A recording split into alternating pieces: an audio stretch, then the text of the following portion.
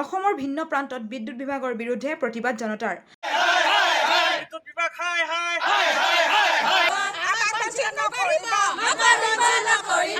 বৰ্তমান ৰাজ্যত দেখা দিয়া গৰমৰ প্ৰকোপে জনসাধাৰণৰ মাজত হাহাকাৰ পৰিস্থিতিৰ সৃষ্টি হোৱাৰ সমান্তৰালভাৱে বিদ্যুতৰ লুকাভাকুৱে অতিষ্ঠ কৰি পেলাইছে। এনে পৰিস্থিতিৰ সমাধান বিচাৰি বিদ্যুৎ বিভাগৰ বিৰুদ্ধে ৰাইজ ওলাই আহি প্ৰতিবাদ কৰা দেখা পোৱা গৈছে বিশ্বনাথৰ জৰাবাৰী আৰু তামুলপুৰৰ কাউলিত। জৰাবাৰীত মহিলাসকল ওলাই আহি বিদ্যুৎ বিভাগৰ গাফিলতি বন্ধ কৰি বিদ্যুতৰ সমস্যা সমাধানৰ বাবে দাবী তোলা পৰিলক্ষিত হয়। অন্যহাতে কাউলিত বিগত এসপ্তাহৰ পৰা অনিয়মীয়াভাৱে বিদ্যুৎ যোগান ধৰাৰ কথা ব্যক্ত কৰি উপসংমণ্ডলৰ কাৰ্যালয়ত খবৰ কৰিও কোনো ধৰণৰ সদুত্তৰ নোপোৱাত ৰাইজে এই প্ৰতিবাদ সাব্যস্ত কৰে। বিশেষকৈ তামুলপুৰৰ ভাৰত ভূটান সীমান্তত বনৰীয়া হাতীৰ উপদ্ৰৱত ৰাইজ অতিষ্ঠ হোৱাৰ সময়তে বিদ্যুতৰ লুকাভাকু প্ৰচণ্ড গৰমৰ প্ৰভাৱে ৰাইজৰ মাজত হাহাকাৰ পৰিস্থিতিৰ সৃষ্টি কৰাৰ সময়তে সংমণ্ডলৰ কাৰ্যালয়ত ফোন কৰিলে বিদ্যুৎ কৰ্তনৰ ভাবুকি দিয়াৰ কথাও প্ৰতিবাদী ৰাইজে সংবাদ মাধ্যমক অৱগত কৰে। বিশ্বনাথৰ পৰা ধৰ্মৰিজাল, তামুলপুৰৰ পৰা সুমন গড়টোলাৰ ৰিপৰ্ট, PPN ডিজিটেল। এইটো অঞ্চল হ'ল ভাৰত ভূটান সীমান্ত অঞ্চল, কাউলি নাগিজুলি সকলোৱে চিনি পাব। আমাৰ ইয়াতে সকলোৱে জানে সন্ধিয়াৰ পিছতে হাতীৰ ইয়াতে আচৰণ ঘটে, হাতী সকলোফালে হাতী ঘূৰা ফুৰা কৰি থাকে। কিন্তু এইটো সময়ত যেতিয়া লাইন নাথাকিব, কোন সময়ত কিয়তে এক্সিডেণ্ট হ'ব, কি হ'ব, কোনো একো ক'ব নোৱাৰে। ইমান আতংকময় এটা পৰিৱেশতো যদি লাইনৰ ছাৰ্ভিচটো এনেকুৱা ধৰণৰ হয়, তেতিয়াহ'লে কি ব্যৱস্থা কৰা যায় আপোনালোকৰ ফালৰ পৰা, সেইটোৱে আমি চৰকাৰক আহ্বান জনাইছোঁ।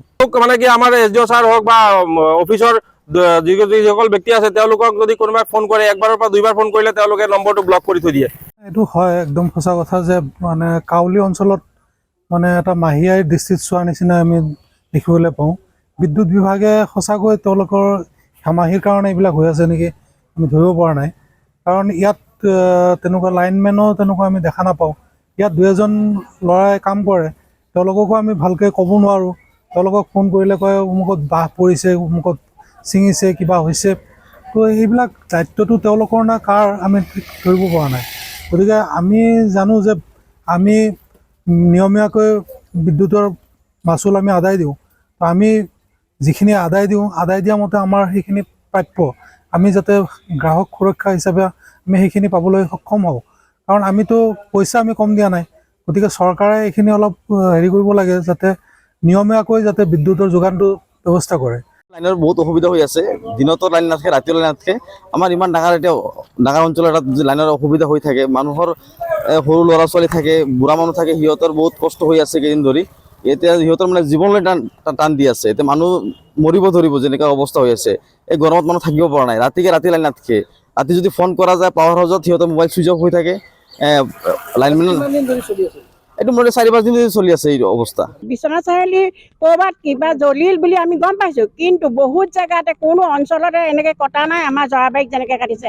হয়, যান্ত্ৰিক বিজুতি ঘটে, একো সেইটো ডাঙৰ কথা নহয়। কাৰিকৰী বিজুতিৰ বাবে কিবা কথাত বিশ্বনাথ সংমণ্ডলৰ কণ্ট্ৰল ৰুমটো বিস্ফোৰণ ঘটিলে, তাৰ কাৰণে আমাৰ পাভৈ লাইনৰ পৰা নি তেওঁলোকক সহায় কৰিছে। সেইটোত আমিও ছাপোৰ্ট কৰিছোঁ। তেওঁলোকক সহায় কৰিছে, তেওঁলোকক সহায় কৰক। আমাৰ পৰা লাইন দিছে, তেওঁলোকৰ বিপদত পৰিছে, তেওঁলোককো দিয়ে, কিন্তু আমাক সম্পূৰ্ণৰূপে বঞ্চিত কৰিছে। কিয় মাহিয়াই চকুৰে চাইছে পাভৈ মণ্ডলে? আমি তেওঁলোকক কিবা দিব পৰা নাই নে? আমি বিল পৰিশোধ কৰা নাই নে?